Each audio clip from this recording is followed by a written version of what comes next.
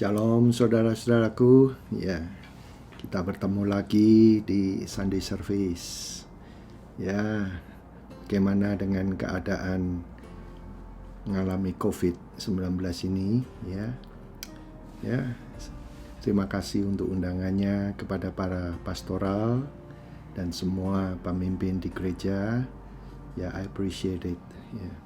Hari-hari ini adalah hari yang beda. Tapi Tuhan itu luar biasa, Tuhan sangat baik dan Dia memberikan firman bagi kita semua untuk bisa overcome, menang dalam keadaan ini. Tapi sebelumnya saya mau memperkenalkan family saya. Ini adalah keluarga saya, dan actually bulan Mei 2020 ini kami merayakan hanya di rumah saja perkawinan kami yang ke-33. Wow, amazing. God is amazing, ya. Dan itu anak-anak kami udah besar-besar semuanya. Time flies. Ya, ini salam kami, ya, keluarga kami kepada semua jemaat maupun pastoral dan kepemimpinan. Ya, Tuhan taruh dalam hati saya satu topik yang akan membawa berkat bagi kita semua. Dan topik itu adalah berjudul Smart Connection. Ya, apa? Smart Connection. Ya, saudara tahu visi daripada gereja kita kan, people is our mission, connect to God, makes disciple. Ya.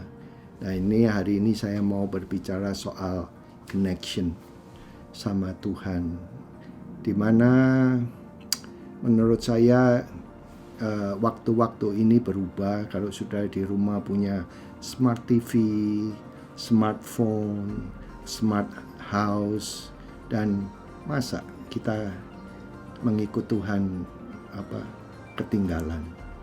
Ya, Tuhan berbicara saat-saat ini supaya kita bisa bebenah untuk mengikuti keadaan-keadaan yang sekarang. Apa itu smart connection? Smart connection ya pelayanan yang ada ini supaya menjadi smart ministry, smart Christian, bisa betul-betul berfungsi dan connected, bukan cuma pada generasi yang lama, tapi generasi yang baru juga. Ya, ini saya dapat ini, saudara. Hari-hari ini saudara lihat ya, saudara punya handphone ya. Handphone saudara ini yang 3G atau yang 4G atau yang 5G. Ya. Kalau saudara punya akhir-akhir ini handphone yang 5G, wah, apapun quick. Jadi saudaraku, connectionnya sangat cepat. Saudara mau download apapun, musik kayak film yang saudara suka, dalam waktu sekejap gitu. Saudara pernah enggak ngalami saudara mau download and then saudara mengalami hal yang seperti ini? Lama untuk bisa connected. Nah, saya mau supaya saudara kembali lihat evaluasi, ya. Kita tidak mau ketinggalan. Dulu kita kalau mau connect sama Tuhan harus doa syafaat 3 jam, 4 jam, kadang-kala sampai semalam suntuk. Nggak apa-apa kalau saudaraku dilakukan adanya memang waktu doa. Tapi kalau kita engaging untuk generasi yang baru, ayo untuk mencari hadirat Tuhan harus dengan doa syafaat jam-jaman, and then nyanyinya haleluya sudah ada 12 kali, tambah lagi, yaitu muter, masih nggak bisa connect gitu. Saudaraku, 5G ini sekarang luar biasa. Ya, bisa connected dari device saudara yang kecil kepada rumah saudara, kepada iPad. Untuk di rumah saudara bisa control security-nya, bisa connect sama mobil. Saudara, negara-negara dulu kita taunya di Amerika luar biasa, sekarang di Asia, wow, hal-hal yang berat, hal-hal untuk mengaduk tanah dan tidak pakai pekerjaan manusia, pakainya dengan dikontrol oleh 5G. It's powerful, dan saya tergerak sekali supaya ikut sama Tuhan di generasi ini. Ya, melalui firman Tuhan ini, saudara akan diperbaharui cara mindset saudara, roh saudara di dalam Tuhan, supaya yaitu enggak, waduh, cari hadirat Tuhan terlalu sulit, terlalu lama, sehingga kita ketinggalan. Mari saudaraku, connect with God ini betul-betul bisa menjadi berkat bagi Tuhan dan saudara.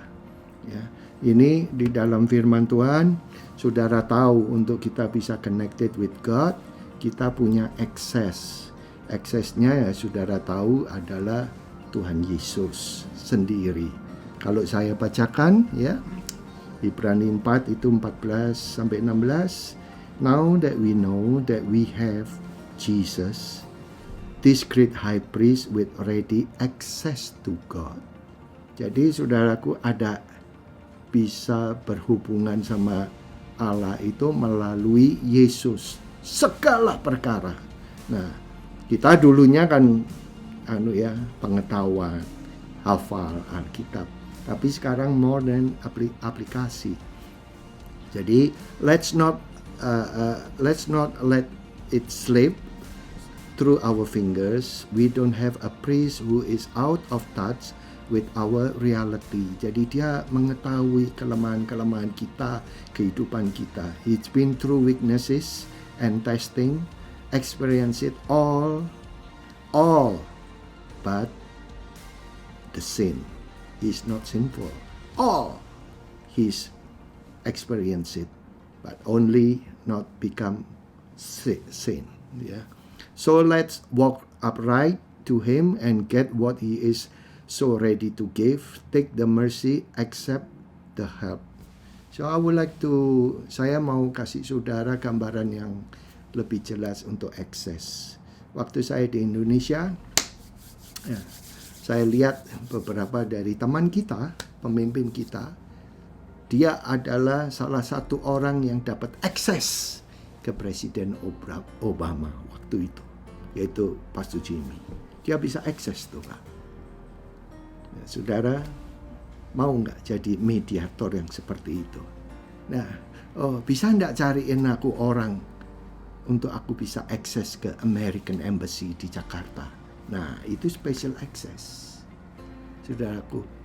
Kalau saudara nggak punya itu, ya itu berdoa tapi bukan soalnya berdoa, bukan salahnya di doa, ya nggak ada orangnya yang saudara bisa connect gitu loh, ya, ngerti ya saudaraku. Nah, kalau saudara kepingin tahu, kamu kok bisa tahu semua? Oh iya, aku punya akses di Facebook. Nah, kalau saudara nggak register, saudara nggak bakal tahu tuh keadaan yang sekarang. Gitu. Ada orang yang sengaja memang nggak mau connect dengan hal-hal yang sekarang Facebook kayak Instagram. Jadinya ya dunia itu sudah maju sekali. Jadinya kita tetap aja dalam keadaan yang lama. Nah, saudaraku, inilah arti yang arti akses itu luar biasa. Yesus itu adalah mediator. Itu adalah, saudaraku, antara Allah sama kita. In all area, semua hidup kita. Ya, boleh contoh ya. Saya mau menjadi hamba Tuhan. Ya, melalui Tuhan Yesus, Pak. Saya bisa tinggal di Amerika karena nama Tuhan Yesus. Saya dapat istri, saya berdoa, Tuhan tunjukin. Saya bisa sampai hari ini di sini gimana? Melalui akses di dalam nama Tuhan Yesus. Jadi aplikasinya itu jelas gitu. Makanya saya mau encourage bagi generasi yang muda supaya jangan saudara merasa putus asa. Jangan merasa bahwa aduh ikut Tuhan Yesus itu kuno. No. Saudara, hari depan saudara masih panjang untuk generasi yang muda. Dengarkan ya, seperti para pemimpin di gereja saudara, mereka perkawinan mereka bawa dalam doa loh. Mengalami masa-masa COVID kayak begini, siapa saudaraku? Ya, berdoa di dalam nama Tuhan Yesus. Artinya Yesus itu apa?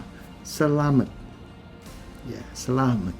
Makanya kalau kita berdoa dimulai di dalam nama Tuhan Yesus. Di dalam nama artinya selamat. Nah, kalau sudah selesai, mari kita berdoa. Kita tutup semuanya ini di dalam nama selamat Yesus. Jadi saudaraku, luar biasa ini. Jadi kalau saudara masih muda, saya anjurkan ya, kalau COVID-19 ini sudah selesai, saudara sudah mau lulus, step-stepnya apa? Jangan tinggalkan nama Tuhan Yesus selamat itu memimpin dalam hidup saudara. Saudara akan merasa nanti diberkati. Semuanya apa yang saudara lakukan nanti kalau sudah berumur, ini semuanya karena nama Yesus Kristus. So Yesus itu ya bukan sekedar knowledge, jadikan dia menjadi password di dalam kehidupan saudara. Yang percaya bisa katakan amin ya. Oleh karena itu saudaraku, dia berkata sama siapa? Petrus. Nah, ini dengarkan saudaraku. Ya, inilah connection with God.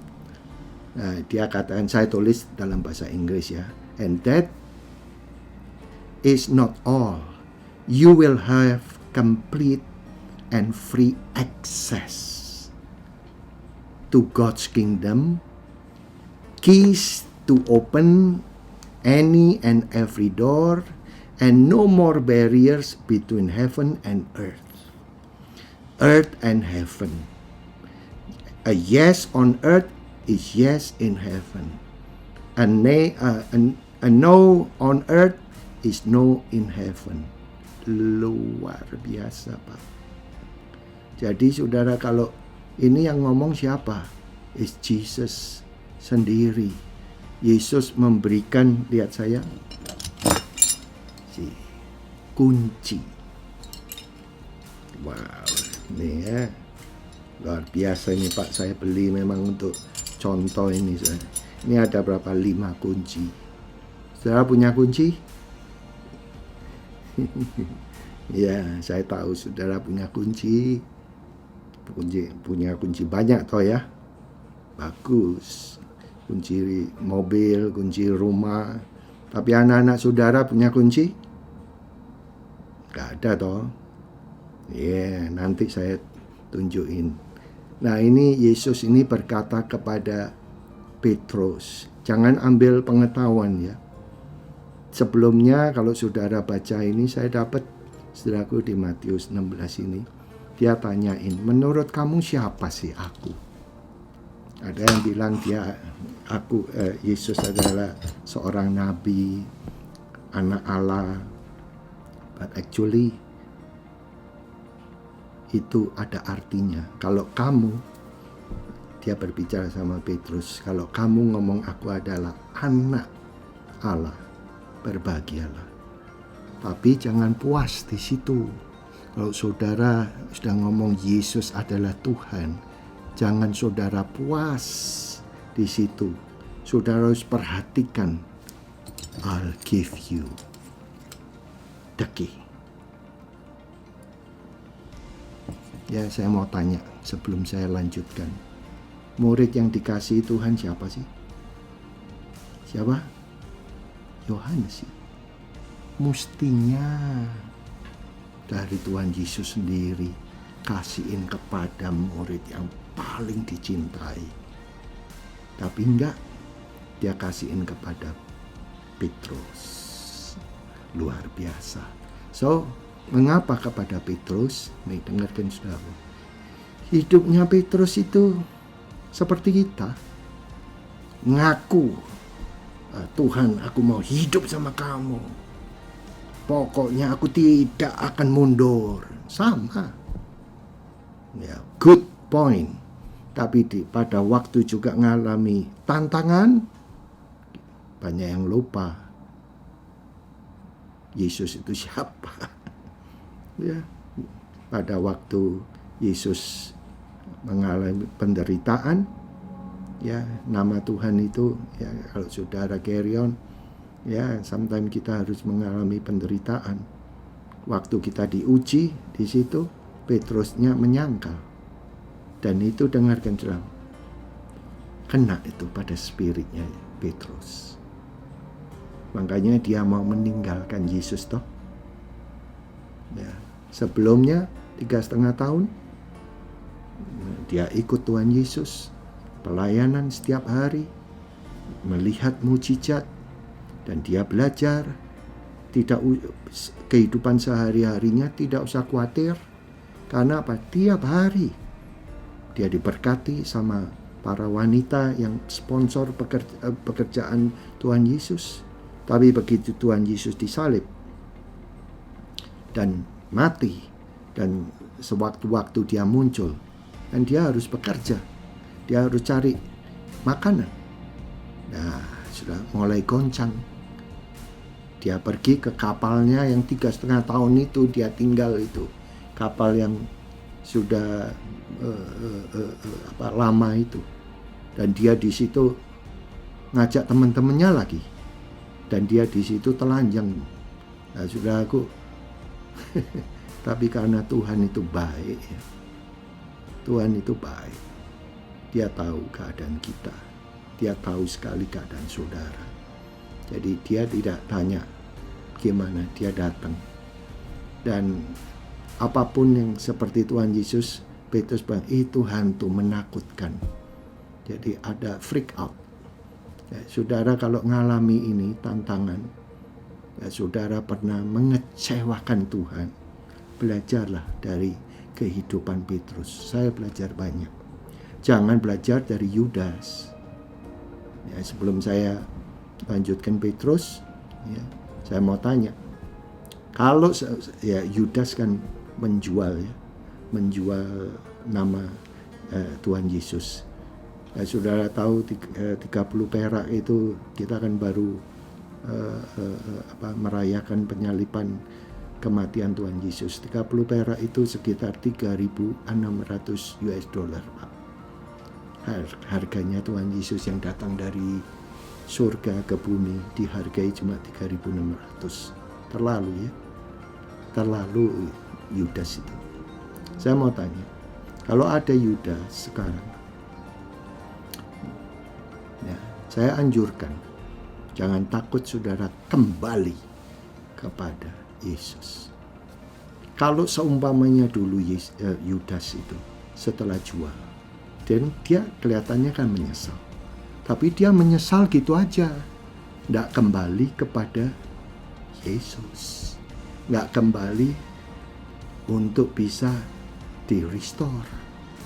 Nah, saya mau tanya, kalau seumpamanya Yudas kembali pada Tuhan Yesus dan dia katakan, Yesus, ampuni aku perbuatanku kayak gini. Saya mau tanya, diampuni nggak sama Yesus? Jawab, diampuni loh. Diampuni loh. Tapi dia enggak loh. Banyak dari kita kan kalau sudah merasa tertuduh, merasa guilty, saudara ambil sendiri. Dan saudara diam-diam menjauh. Petrus juga gitu. Tapi dia masih hatinya bisa dijamah. waktu di perahu itu. Nah, saudaraku, dimenangkan lagi sama Tuhan Yesus. Nah, itulah saudaraku, ikut sama Tuhan Yesus itu kayak begitu. And then dia katakan gini, Peter, I give it to you. The key, kunci untuk dipergunakan. Kalau kamu buka prinsipal kunci itu, surga dan bumi akan terbuka. Kalau kamu kunci tertutup pintu-pintu tersebut, ya, surga dan bumi juga akan tertutup. Dan ditambahin, kuasa iblis tidak akan sampai masuk. Pak, saya mau tanya. Wow. Ya, saudara punya kunci enggak di dalam mengikut Tuhan? Ya, mungkin terlalu muluk. Saudara punya kunci enggak pegangan untuk perkawinan saudara? Kalau nggak ada kunci, ya namanya rumah, Pak, bobol. Iblis masuk, memporak-porandakan. Ya, saudara punya kunci enggak untuk hidup di dalam dunia yang sulit ini dengan kunci kekudusan? Pegang itu, Pak. Saya tidak menuduh. Kalau saya tidak belajar untuk pegang kunci, wah, hidup kekristenan ini tidak ada ordernya, saudara. Ya, tapi karena setelah saya belajar, kayak begini ya, connect with God, and then dia, Yesus loh, bukan saya ya, dia ngomong, I give it to you, the key. Di gereja saya, San Francisco, ada 2 pelatih bulu tangkis yang cukup terkenal, membawa anak-anak didik mereka pada juara Amerika. Ya, saudaraku, satu Chandra Kowi, and yang kedua ada Jena, seorang perempuan. Semua dua-dua dari Indonesia. Dan dia pelatih pemain bulu tangkis untuk generasi anak-anak muda-muda untuk bisa menjuarai kejuaraan bulu tangkis baik di Amerika maupun di dunia. Satu kali saya tanya, untuk mendidik mereka, sebetulnya kamu didik gimana? Apakah ada kunci-kunci yang kamu sharingkan kepada mereka? Oh iya, ada. Dari 2 pelatih semua pegang kunci, Pak. Yang paling mengesankan dan menurut saya adalah dari Jena. Ya, saya ada 2 kunci yang penting. Apa itu kunci untuk menjadi mereka didik menjadi juara? 1, training, berlatih terus. Wow. 2, apa? Training. Loh, nggak lain? Enggak, Pastor. 2 training. Wah, kalau ada yang ketiga, pasti training lagi. Benar. Nah, ini pegangan kunci, Pak. Nah, saudara mau hidup perkawinan saudara langgeng. Kalau udah ada kunci, wah, godaan banyak. Saudara kita di dunia, anak-anak muda, masih saudaraku emosinya belum terbentuk.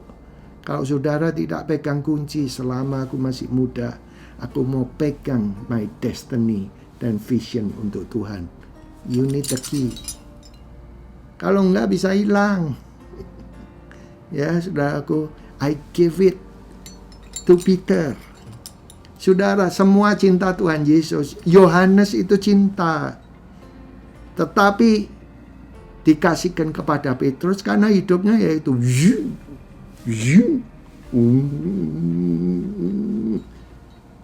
kadangkala emosinya, aduh, udah aku tidak layak lagi. Nah, you need the key. Supaya serangan iblis itu Kalau saudara merasa diserang, ditutup. Pergunakan kunci itu. No, dalam nama Tuhan Yesus. Nah, ini latihan. Ya, saudaraku, kadang-kala kalau saudara punya kunci yang baru untuk buka pintu yang mana ya? Ini latihan, saudaraku. Mari Tuhan, mari kita sama-sama. Zamannya udah beda.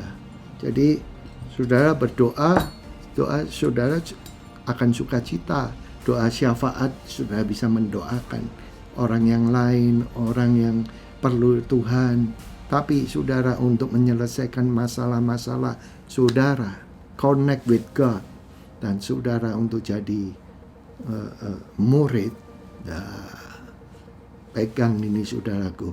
I give it to you the key. Yes on earth, yes in heaven. Kalau no on earth, di situ juga I'm agree. Jadi dalam nama Tuhan Yesus aku tolak. Wah, ini saudaraku latihan. Makanya saudaraku, saya mau sharing ini. Orang yang punya kunci itu adalah ya secure. Ya, untuk keamanan. Jadi rumahnya, punya rumah tapi terkunci. Jadi kalau ada orang apa-apa mau sembarangan tidak bisa. Nah, saya mau supaya saudara udah kan mau dewasa dalam Tuhan. Nah, saudara mau milih yang terbaik supaya aman, supaya hati ini tidak. Saudara, kalau lama-lama hati ini dicecer terus dalam keadaan yang salah, hati ini akan dull. Artinya tidak merasa lagi akan hadirat Tuhan. Jangan sampai itu, Pak. Ya, jadi orang yang punya kunci ini, ya, orang yang tahu untuk membangun kehidupannya supaya secure, supaya aman. Kedua, kalau saudara punya kunci ini, saudara ditreat, dilayani sama Tuhan sebagai orang dewasa. Saudara bukan kanak-kanak. Saudara punya kunci mobil, berani saudaraku titipin kepada anak umur 5. Nanti kalau sudah mau pulang, gak bisa pulang, Pak. Ya, karena apa? Another toys. Wah, kunci-kuncian bunyi. Padahal kunci itu adalah keamanan, security. Please, saudaraku, Tuhan itu value saudara. Saudara tidak pernah digampangkan. Saudara dididik. Cara Tuhan itu tidak mengingatkan dosa-dosa kamu. No. Firman Tuhan itu Ibrani 10, dia bilang, aku melupakan. Saudara, kalau ikutin firman, saudara ingat. Tapi kuasa yang menyakitkan, yang membuat hati saudara itu pahit, dipatahkan. Dan saudara tetap bisa follow him. Seperti Petrus. Ya, pada waktu dia bangkit, dia berkata sama Maria, katakan ya kepada Petrus, aku akan bertemu di Galili. Karena dia setelah menyangkal itu, aduh, perasaan conviction guilty-nya luar biasa. Nyesel. Pernah nggak saudara ngalami kayak gitu? Tapi Tuhan nggak ingat-ingat itu. Ya, dipanggil kehidupan saudara untuk apa? Dikasih kunci. Kunci ini penting, bukan knowledge lagi loh, Pak. Tolong deh, untuk mau 5 tahun mendatang, saudara tulis dalam kehidupanku pribadi, dalam kehidupan family, dalam kehidupan masa depan, tulis kunci. Apa? Nah, ini pegang. Kalau saudara buka, dengan iman saudara berani. Tapi kalau saudara ada tantangan merasa, dalam nama Tuhan Yesus gak mau. Wow. Saudara itu orang dewasa. Saudara dikasih otoritas Otoritas ini yang terakhir saya boleh sharing, itu bukan suara yang keras memimpin. No. Otoritas itu adalah wewenang hidup, ya, untuk menyelesaikan perkara satu dari A sampai Z complete. Itu adalah di bawah otoritas kamu. Makanya masuk akal toh ya. I give it to you, authority. Dari mulai kenal bersama dengan Tuhan Yesus, bersama dengan Tuhan Yesus, dia sudah kasihin kamu otoritas. Mengucap syukur saudaraku. Ini ya, sekali lagi, banyak pengertian-pengertian yang salah perlu kita perbaharui. Dalam firman Tuhan di Lukas 9, dia katakan gini, Jesus now called the 12 and gave them authority and power to deal. That is authority, Pak. Untuk berhubungan, ngurus dengan semua demons. Jadi, kalau saudara ada tantangan, saudara jatuh, itu saudara jangan guilty dulu. Jadi otoritas itu wewenang untuk saudara berurusan, exercise. Kadangkala hari ini kamu menang, kadangkala kalah, besok kalah, tadi kalah. Jangan berhenti, Pak, to deal sampai kamu tahu kenapa aku kalah ya. Di mana? Ya, masih ingat gak? Ban mobil kalau bocor tidak kelihatan. Kenapa saudara harus pergi sana? Karena mobilnya kalau udah kempes, ya didongkrak dulu. Cuk. Pernah hidup saudara, ya, diprotolin semuanya untuk dikeluarin. Diberesin bannya, hidup saudara diberesin. Setelah itu bannya yang dalam dikeluarin, dipompa, taruh air, baru tahu, oh di sini kecil, tidak kelihatan. And then mereka tambal, dengarkan saya, masukin lagi, pasang lagi, jalan normal. Tuhan mau jalan sama kamu. To deal itu kayak begitu. Jangan saudara acuh, jangan saudara ya nggak mau tahu, jangan. Itu kalau nggak mau tahu, nggak mau beresin anak-anak kecil. But Tuhan itu baik. Mendidik saudara itu seperti orang dewasa. Kedua di Amplified, now Jesus called together the 12 disciples and give them the right to exercise. Wow. Ya, saudara masih ingat di kota saya San Francisco itu warrior basketball Stephen Curry. Wah, itu kalau bedanya apa? Dia kalau shoot the 3 point, tidak usah kayak ancang-ancang, langsung dia nah, kebanyakan masuk, makanya dia terkenal. Tapi tidak selalu masuk. Kadangkala dalam game itu dia off. Tiap kali gini, meleset. Exercise. Jangan kalau meleset itu, aduh, udah gua lagi, salah lagi. No. Itu ngomong begitu, itu siapa? Iblis. Tapi saudara ikut Yesus. Kamu belajar. Dia bilang coba lagi. To deal with it. Dari A, mungkin kamu sudah sampai G. Ya, yang ini poinnya kamu belajar. Next level ini, you have to upgrade. Makanya saudaraku jangan jadi Kristen yang tadi saya ngomong kayak 3G itu aduh 4G ya lumayan. Tapi kalau sudah mau download perkara hal-hal yang besar, wah sulit Pak. Kalau 5G cepat Ya, naturally you have it everywhere, dimanapun saudara ada. Masa spiritual kita kalah? Nah, saya mau tutup. Jadilah saudara ini seperti apa? Tom and Jerry. Masih ingat? Suka nggak? Saya suka sih kalau lihat ini. Very biblical dalam kehidupan kita. Wah, kalau dia hantam, dia kalah. Tapi nggak pernah putus asa. Ini bangun lagi, Pak.